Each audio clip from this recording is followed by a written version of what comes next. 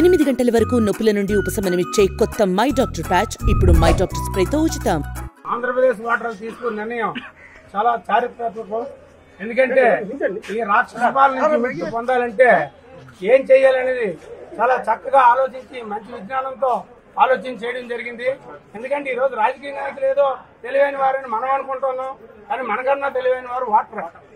ఎందుకంటే ఈ పరిస్థితుల్లో రాజకీయ నాయకులు చెప్పిన మాటలన్నీ పక్కన పెట్టారు, ఏ పార్టీ అనేది పక్కన పెట్టారు.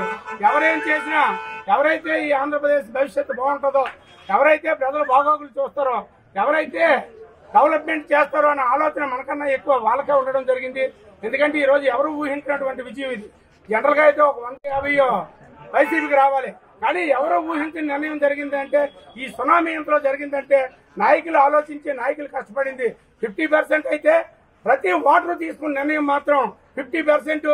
వాళ్ళు ఎన్నుకున్న వాళ్ళ నాయకుడిని వాళ్ళు ఎన్నుకున్నారు. కాబట్టి ఈ రోజు మొత్తం ఆంధ్రప్రదేశ్ ఓటర్స్ అందరికీ కూడా మనస్ఫూర్తిగా పాదాభివందనం చేస్తున్నాం. ఎందుకంటే ఎంత భయపడ్డారో చూడండి.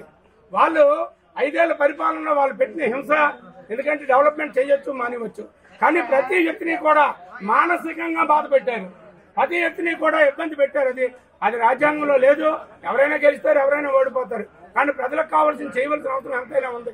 నీదే పార్టీ, నా పార్టీ అయితే నేను ఇది చేస్తాం, నీ పార్టీ అయితే చేయమన్నారు. చేసిన వాళ్ళు కూడా నీకు ఓటేయలేని పరిస్థితిలో మీ పార్టీ తయారైంది. కాబట్టి ఈరోజు మీరు జీరోకి వెళ్లారని నేనైతే తెలియజేస్తున్నాను. అయితే ఇప్పుడు గెలిచిన పార్టీకి చాలా బాధ్యతలు ఉన్నాయి.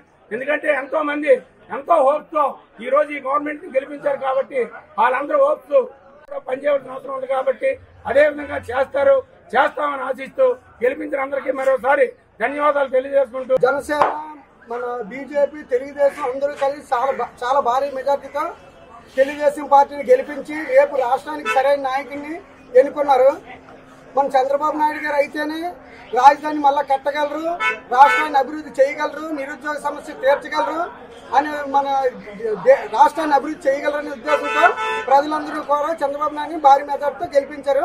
ఆయన కూడా ప్రజలందరికీ మేలు చేస్తారు. జై తెలుగుదేశం, జై జై తెలుగుదేశం. మరిన్ని వీడియోస్ కోసం ఛానల్ ని సబ్స్క్రైబ్ చేయండి, లేటెస్ట్ అప్డేట్స్ కోసం వాట్సాప్ ఛానల్ ని ఫాలో చేయండి, అండ్ లింక్ డిస్క్రిప్షన్ లో ఉంది.